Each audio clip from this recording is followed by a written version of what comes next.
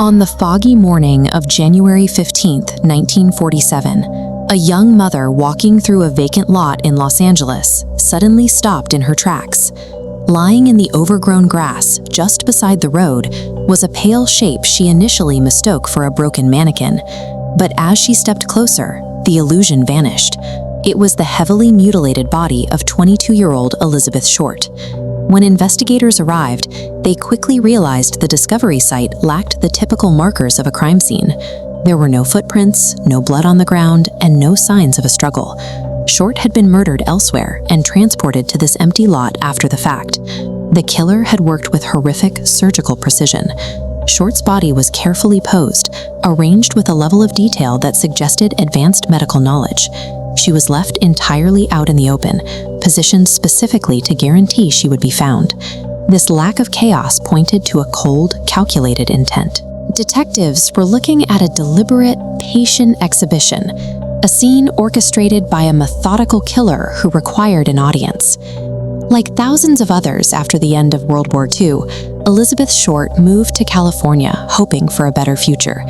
She was an ambitious young woman from Massachusetts who plunged into the busy, glamorous streets of Hollywood, searching for opportunity.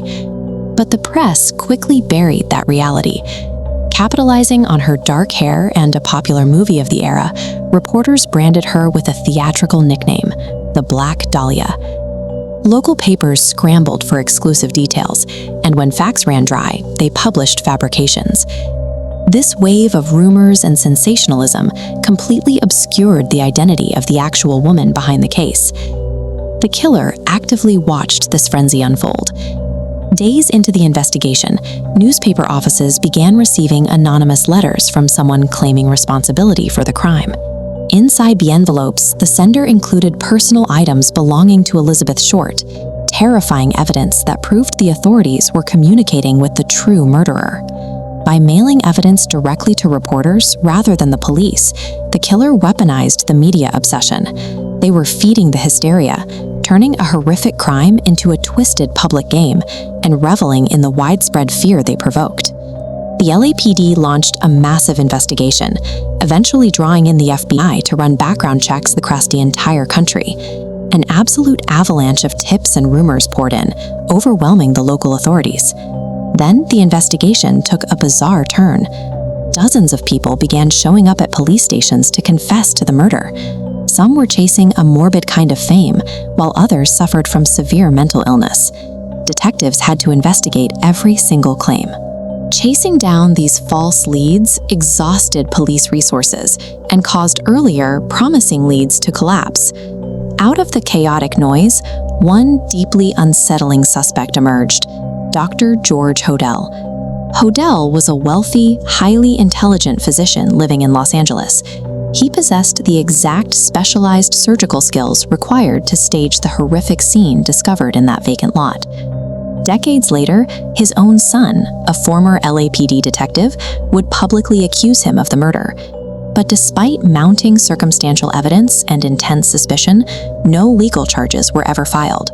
The suffocating media circus and the stream of false confessions provided a perfect cover. They created enough noise to allow a highly capable, methodical killer to slip through the fingers of the LAPD. More than 7 decades later, the physical evidence sits gathering dust in folders.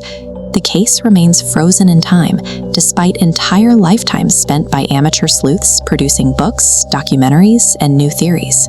Modern investigators have applied DNA profiling and digital analysis to the remaining files.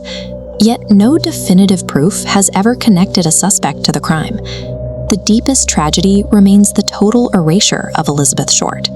Her real identity, her hopes, and her future were swallowed up and replaced by a morbid urban legend. The killer authored a flawless nightmare. They terrorized a nation, outsmarted the justice system, and vanished into history without leaving a trace. Who do you think walked away into the dark?